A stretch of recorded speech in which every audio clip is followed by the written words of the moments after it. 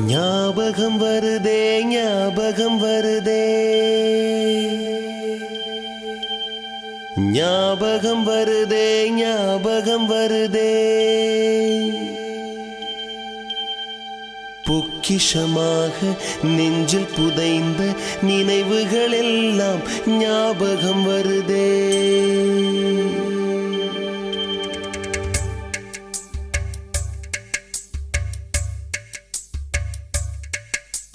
ஞாபகம் வருதே ஞாபகம் வருதே ஞாபகம் வருதே பொக்கிஷமாக நெஞ்சில் புதைந்த நினைவுகள் எல்லாம் ஞாபகம் வருதே. ஏதோ ஒன்றை தொலைத்தது போலே ஏதோ மீண்டும் பிறந்தது போலே தாயே என்னை வளர்ப்பது போலே கண்களினோரம் கண்ணீர் வருதே.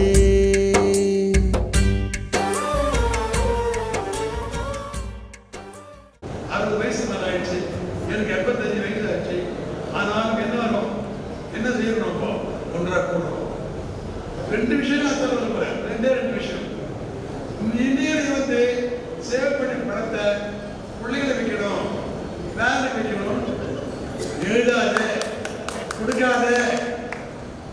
நீ துய்ப்பதற்கும் அனுபவிக்கும் மனை மக்களை அழைத்துக் கொண்டு வெளிநாடுகளுக்கும் மற்ற இடங்களுக்கும் செல்வதற்கும் செலவி ஆயிட்டு வரும். இந்த படத்துல என்னுடைய பையன் பாருங்கள், உன் பையன் வந்து இருக்கிறவங்க தான் உனக்கு குழப்பார். உன் மருவம் வந்து பார்த்துட்டே இருப்பா, என்ன பார்க்க மாட்டா, கண்டு பார்த்துட்டு இருப்பா. அதனால அவளுக்கு வேற விளையாட்டு வேற விளையா அது கிழமை. Because you become a luggage in the house. You luggage மாதிரி luggage அது there's no independent power. Cars, why and what? அந்த லக்கேஜ் மாதிரி ஆகியிருக்காங்க. அது வேண்டாம், அது அது ஒன்று. இந்த பணத்தை இனிமே அது வரும். இரண்டாவது, நம்முடைய டாக்டர் விஸ்வநாத் அவர்கள் சொல்லுற எல்லோரும் நீங்கள் உங்களுடைய வாழ்க்கை வரலாற்றை எழுத வேண்டும். ஏன்னா அவ்வளவு அனுபவம் இருக்கு உங்கள்கிட்ட, அவ்வளவு செல்வம் இருக்கு. செல்வம் பணம் இல்லை, அந்த அறிவு செல்வம், அனுபவ செல்வம் இருக்கிறது எழுதணும். நான் ஒரு வாழ்க்கை வரலாறு எழுதுறேன். நம்முடைய விஸ்வநாத் ஐயா அவர்கள் டெல்லியிலே இதற்காக தனியாக பறந்து வந்தார். பையன் சேர்ந்து பறந்து வந்தார். வந்து அது புக்கு ரிலீஸ் பண்ணோம், புக்கு ரிலீஸ் பண்ணோம். அது 3 நாள் எடிஷன் போயிருக்கு.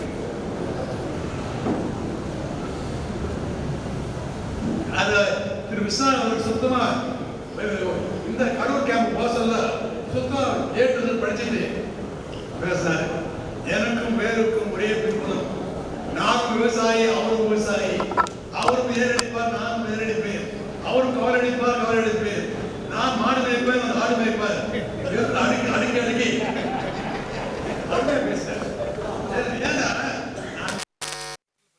அங்க அப்போ இவருடைய டக்குன்னு திரு விஸ்வநாத் அவர்கள் பேசுகிறார் கல்விக் கொள்கை போட்டு. What a crystal, what a kind of policy statement மேடு.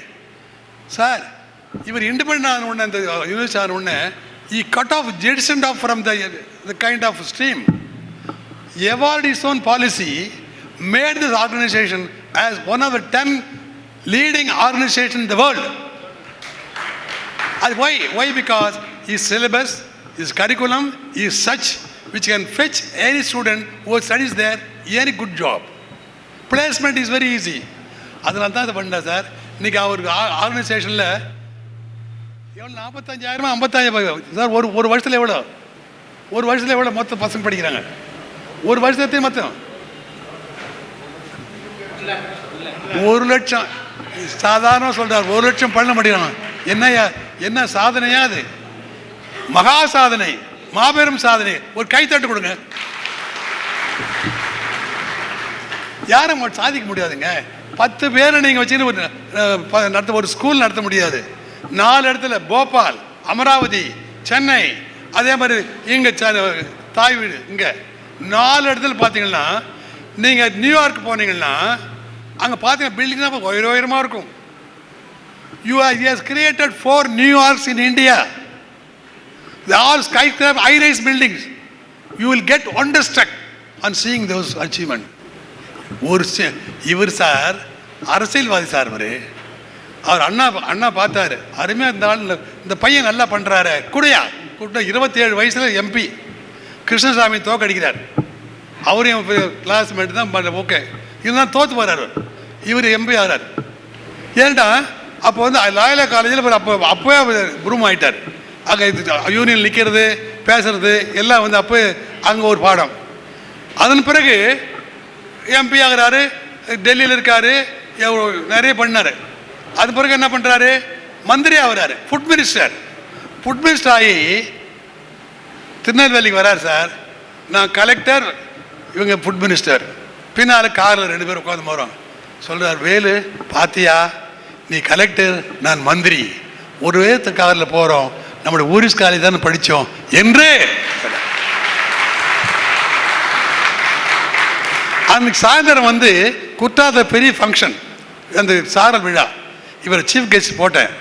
அப்போ நான் என்ன பேசணும் தெரியுமா, இங்கே அமர்ந்திருக்க யார் தெரியுமா, எனக்கு சீனியர், அது முக்கியம் இல்லை, is a walking computer, so much is got. எல்லாரும் அசந்து போனோம், என்னடா இவரை பற்றி இவ்வளோ சொல்கிறான்னு. ஆமாம் ஐயா. ஆனால் அன்றைக்கி எவன் நினச்சிருக்க மாட்டான், இப்போ ஒரு பெரிய சாம்ராஜ்யத்தை நிறுவுவார், கல்வி சாம்ராஜ்யத்தை இங்கே இந்தியா மட்டுமல்ல. இப்போ தான் சொன்னார், உங்கள் பொண்ணு எங்கே இருக்குன்னாரு, அங்கே மயாமில் தான், இது ஃப்ளாரிடில் இருக்குன்னு. நான் மயாமில் தான் இப்போ லாஸ்ட்டு எத்தனாவது பிரான்ச்சு, 24 பிரான்ச்சு உலகமாக கொடி கட்ட பெறுகிறது. விஐடி என்னது எப்படி இது, அவர் எப்படி விசாலமாயிட்டார் பார்த்தீங்களா. ஏட்டா நீங்கள் விஐடியில் நீங்கள் சாதாரண வேலு சொன்னால் அட்மிஷன் கொடுக்க மாட்டார், பிஷப் ஐயா கூட அட்மிஷன் கொடுக்க மாட்டார், அந்த ஆள் டேனின்னு சொன்னார், அது காலேஜ் சொன்னாலும் கொடுக்க மாட்டார். ஆனால் ஏன் பண்ணிட்டாங்க, அவர் என்ட்ரன்ஸ் எக்ஸாம் வைக்கிறார், அது லட்சக்கணக்கில் எழுதுறான். 1,20,000 வெட்டுறான் வர, அது கீழே இருக்கானே அவன் தான் first of all is eligible. அதில் மறுபடியும் அவருக்கு பண்ணுவார். So it does not undermine the merit. எல்லா பையன் மெரிட் இருந்தால் தான் நீ படிக்கலாம். அவன் போய் அவனை சார்ந்து அவன் நாற்காலி வச்சு உட்காராத. அந்த நம்ம சிவநாடார் அப்படி தான் பண்ணுவார். சிவநாடார்னு ஒரு பெரிய பணக்காரர், பெரிய யூனிவர்சிட்டி வச்சுருக்காரு. ஒரு நாள் அவர் கேட்டேன், அவருக்கு போய் பண்ணார், ஏன் சார் இப்படி அராஜகம் பண்ணுறீங்க, நாங்கள்லாம் எங்கே சார் படிக்கலாம். ஏப்பா அப்படி பண்ணுறதுனால தானே இங்கே டெல்லியில் ஒரு யூனிவர்சிட்டி, மெட்ராஸ் யூனிவர்சிட்டி, உலகம் பூரா என் பேர் இருக்குது, பெரிய பணக்காரன் இருக்கிறார். அது சிவநாடாரே ஒரு ஓவர்டேக் பண்ணிட்டார் in terms of the kind of கல்வி. அதனால் இது ஏன் பெருமையாக சொல்லிட்டா, அவர் இப்போ ரோல் மாடல் இருக்கார். நம்முடைய ஒரு ஓல்டு ஸ்டூடெண்ட் அவர், நம்ம மாதிரி இந்த காலேஜ் தான் படித்தவர். இவர் சொன்னார் இல்லையா, நம்ம மணிநாதனா 234 மார்க் வாங்கிவிட்டு அரியரனை வச்சு ஏறினார் பாரு. ஆனால் அந்த அரியர்னால் தான் நான் பிஎஸ்சி ஃபிசிக்ஸில் நான் ஏன் வாங்கினதுனால பிஎஸ்சி ஃபிசிக்ஸ் கொடுத்துட்டாங்க, நான் கேட்காதே. அங்கே போன உடனே நான் இப்போ லெபார்ட்டரியில் உட்காந்துட்டு மூச்சு எடுத்துக்கிறேன். வந்தால் அரியரன், ஏன்பா என்னார், லாக்ரிதம் அது இது எல்லாம் தெரியாது. என் களமாத்தில் இது கிடையாது, என்ன காம்போஸ் மேத்தட் கிடையாது. திணறி இருந்தேன். அப்போது ஒரு வெடி சிரிப்பிச்சார் பாருங்க, அரியரன் சிரிச்சு பார்க்கல. நீங்கள் வேலு நீ வெள்ளை அப்படின்னு இந்த இதில் கல்யாண சமய சாதம் பாடுறாருல, அது மாதிரி ஒரு வெடி வெடிச்சு போட்டார் சார். எனக்கு அழுகை பொங்கி வந்தது. என்னடா ஃபிசிக்ஸில் வாங்கணும், வாங்கிட்டு இப்படி பண்ணிட்டாரே அப்படின்னா. நேராக பிரின்சிபால் வீட்டில் என் கண்ணீர் மல்க வழிந்தோட அவங்க ஜெயசுரத்தனம் போனேன். அழ தேம்பி தேம்புறேன். உட்காரு, ஏன் வேலை, ஏன் அழறேன், எனக்கு கேட்கல. நீ என்ன பிஎஸ்சி ஃபிசிக்ஸில் போட்டீங்க, நீங்கள் என்னண்டா வாங்கியிருக்கியாப்பாண்ணா. அது சரி, அங்கே ஒரு வாத்தியார் இருக்கார், அவர் நீ லாகிரிதம் தெரியல, காம்போஸ் மாதிரி தெரியல, நீ எழுன்னுட்டார். அப்படியே சொன்னார். பரவாயில்லை, மீது எல்லா கோர்ஸும் கம்ப்ளீட் ஆகிடுச்சு. ஆனால் ஒரு ஸ்பெஷல் டிஸ்பென்சேஷனாக இந்த பிஏ எக்கனாமிக்ஸ் சேர்னார். That is how we pushed into arts. I am a science man, but I became an arts man. But because of the arts, I could prosecute my MA economics in Madras Christian College. I could take class on service, become this and that loads. அது ஒரு வகையில் தான் போட்டது.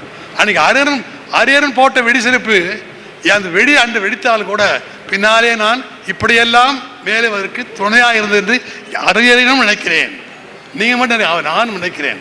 அவர் அது வந்து ஒரு negative அப்படி இருந்தால் கூட it has result in a positive result for me. Okay, அதனால் உங்கள் குருவை இப்படி சொல்ல நினச்சாதீங்க. Don't feel sorry. ஓகே, ஆமாம். அது மாதிரிலாம் இதெல்லாம் சொல்கிறதுக்கு எவ்வளவோ இருக்குது, பேசலாம். ஊரிஸ் காலேஜ் பற்றி பேசலாம், அப்படி இருக்கும். இந்த மேடை என்பது இதெல்லாம் கேட்டேன் நம்ம ஜீவியை. என்ன சார், நம்ம அங்கே தானே உட்காந்துருப்போம், இங்கே வந்துட்டுனா அதான் சார் ப்ரோக்ரஸ்னார் அவர். இதுதான் சார் ப்ரோக்ரஸ்ஸு அப்படின்னார். என்னடா ப்ரோக்ரஸ்ஸு? அதுக்கு தியானி சொல்கிறாரு, அங்கே 15 பேர் தான் உட்காரலாம், 25 பேர்லாம் உட்காரலான்னார். ஆனால் அப்படி இல்லை, காபால்னா அங்கே உட்காரணும். It's an exalted place. அங்கேருந்து பார்க்கும்போதே கடைசி பையன் கூட தெரியுவான். இப்போ இங்கே உட்காந்து என்ன தெரியும் உனக்கு? அவன் பையன் பேசின்னு இருப்பான், அங்கே வந்து டிராயிங் வரைஞ்சின்னு இருப்பான். தப்பாக சொல்லலை, ஏதோ ஒரு இதுதான் சொல்கிறேன். Everything has got its set of practices. அந்த practice why do you violate and break it பண்ணாதீங்க. எங்கள் மாதிரி பழைய ஸ்டூடெண்ட்டுக்கெல்லாம் அது ரொம்ப ஹார்ட் பிரேக்கிங்காக இருக்குது. அதனால் வந்து நீங்கள் you restore it to as what is earlier. அது மாதிரி பண்ணுங்க. என்ன Daniel take note of it. Okay, அது கூட கை காம சொன்னால். ரெண்டாவது சமாச்சாரம் போட்டு முடிச்சிடுறேன். உங்களை பயோகிராஃபி எழுத சொன்னேன். எல்லாரும் எழுதணும். Because you have to leave something to the posterity. உங்களோட அனுபவத்தை பண்ணோம். அது நம்ம ஜிவி போனவங்களாம் எழுதணும். நம்முடைய ஐயா விஷப்பையெல்லாம் போட்டு எழுதணும். இன்னும் ஒன்றே சொல்ல இது முடிச்சுக்கிறேன். தேர் இஸ் அதர் கால்டு வந்து டாட் என்ட்ரின்றவன் ஒரு புக் எழுதியிருக்கான். டை எம்டின்னு ஒரு புக் எழுதினான். அமெரிக்காவில் இருக்கும்போது சொன்னேன், என் மாப்பிள்ளை சொன்ன ஒரு புக்கு அது வாங்கி பண்ணேன். அது அவன் சொல்கிறான், சார் நீ கிரேவ் யார்டுக்கு போகணும் சொல்ல கூட எல்லாத்தையும் கொடுத்துட்டு தான் நீ போய் உள்ளே படணும். கிரேவ் யார்டில் படணும். முடிக்கணும் சார், இது 10 வருஷமாக வந்துட்டு 2 வருஷம் போனோம். சரி முடிச்சிடும். இதாக தான் டாட் என்ட்ரியோட முடிச்சுக்கிறேன். Dot entry. அவன் சொல்கிறது, எதையுமே நீ எடுத்து போவாத, எல்லாத்தையும் கொடுத்துட்டு போ. நீ பிணமாய் போகும்போது கூட எதையும் வச்சுக்காத, எல்லாம் போடுவோம் அப்படி சொல்கிறான். நிறைய பாயிண்ட்லாம் எழுதி வச்சுக்கிறான் அவனை பற்றி, தாட் என்ட்ரி பற்றி. இருந்தாலும் அவன் சொல்லுவது என்னென்றால், நீங்கள் உங்களிடம் இருப்பதை பகிர்ந்து கொள்ளுங்கள், அவருக்கு அழுத்து விட்டு செல்லுங்கள், நீங்கள் எடுத்துக்கொண்டு செல்லாதீர்கள் சொல்கிறார். இது ஒரு நல்ல ஒரு நேரம். காபால் என்பது எனக்கு மிகவும் ராசியான ஹால். காபால் இந்த ஹாலில் எத்தனையோ நிகழ்ச்சிகள் நடந்திருக்கிறது. நானும் ஒரு பெரிய ப்ரோக்ராம்லாம் கொடுத்துருக்குறேங்க அந்த நாளில். அப்படி இருக்கும்போது இதை எல்லோரும் சிந்திக்க வேண்டும். உங்களை எல்லாம் பார்ப்பதில் மிக்க மகிழ்ச்சி அடைகிறேன். மிக மிக மகிழ்ச்சி அடைகிறேன். மறுபடியும் நாம் எல்லோரும் சந்திப்போம். அப்போது இன்னும் பல விஷயங்களை பரிமாறிக்கொள்ளலாம் சொல்லி விடைபெறுகிறேன். நன்றி, வணக்கம்.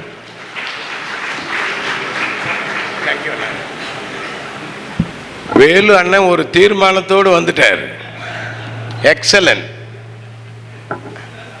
நம்மை அவர்கள் 2 சேலஞ்சை கொடுத்துட்டு உட்கார்ந்திருக்கிறார்.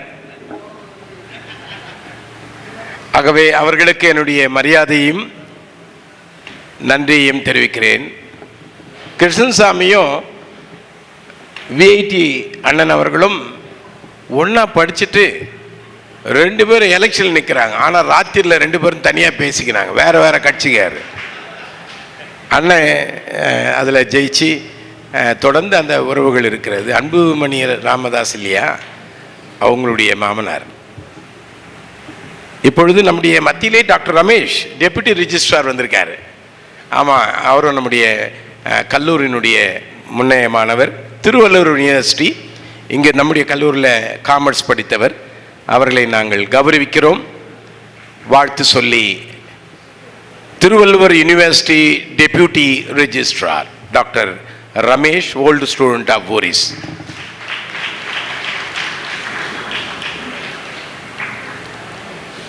Thank you.